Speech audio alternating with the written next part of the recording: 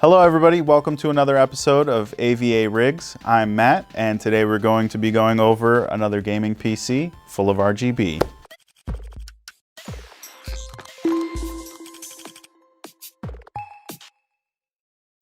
So starting out, going over the case, we've got a LANCOOL 2 W, which is obviously the white version.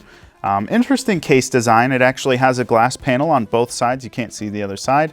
And this nice little flip down tray here for easy access to your hard drives and to be able to see your power supply if you're interested in that. The motherboard in this is an MSI B460 Mag Tomahawk board with a 10700 in it. It is not a K series. It's just the regular 10700. Base clock, I believe, is 2.6. Turbo's up to 4.8 or 4.9. 4.9, I believe. Unfortunately, yeah, no overclocking potential there, but still a great chip nonetheless. 8 cores, 16 threads. The 10 series is really great. High single core speeds for your gaming needs, and then with hyper-threading on this generation. If you're not aware, last generation, they did not have hyper-threading. The 9700K was 8 cores and 8 threads. This time they decided to be a little sweet to their consumers here, hook us all up with some hyper-threading. That's going to help out with multi-purpose use, such as running multiple programs, having a bunch of tabs open, games, whatever. It's going to run it all. The 10700 is solid. Cooling that, we've got the Corsair H150i. It is the Elite Capellix. That is the newest Corsair cooler that they have on the market right now. It's a 360 millimeter cooler. It's hard to tell from the front because this case actually has RGB built into it. But there are 120 millimeter ML RGB Pro fans on it. And we've also got 3 more ML RGB Pro fans on the case as well. Good way to tell the difference. The RGB is going to be very noticeable between that and say like an SP Pro, which actually has gotten a lot better. The SPs only had about 4 LEDs in them, I believe, 4 or 6, something around there. Not these ones. The SP Pros actually have double that, so they look a lot brighter, have a lot more fluent color to them.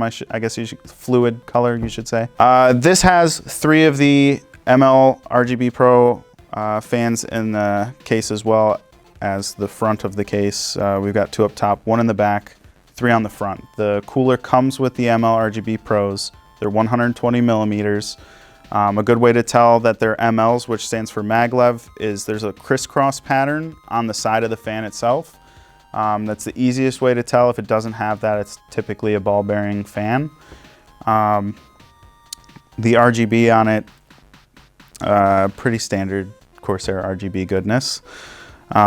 Just about the same RGB that is going on inside of our pretty crazy power supply over here, the CX650F.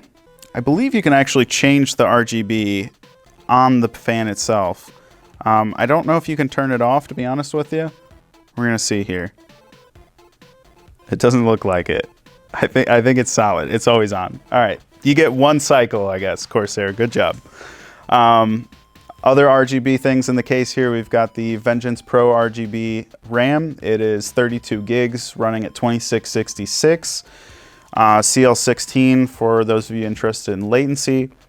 We've got a 2060 non-super. It is a Ventus card. Probably not going to be doing a whole lot of gaming on this PC, I'd imagine. It's probably more for a workstation, probably doing some small rendering, stuff like that. The power supply, I just realized, also has white cables, and they are ribbon cables, so makes things a little bit easier to cable manage in the back of the case, having those ribbon cables, and it makes it look like nice and fancy, you know.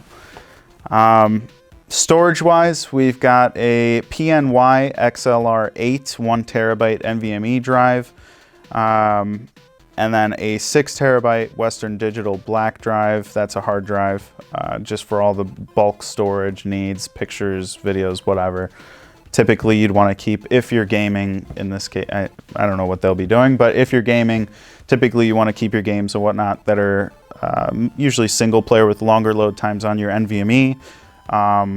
that's going to load a lot quicker, like say like Witcher 3 or Cyberpunk 2077.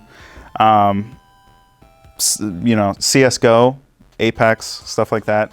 Just leave it on the hard drive. It doesn't need fast load times. You'll be fine. But I think that's about it, honestly. So, excuse me, the new Corsair pump, the H150i Elite Capellix, they actually redid the pump design. It comes out about, it's pretty fat. It's about this thick.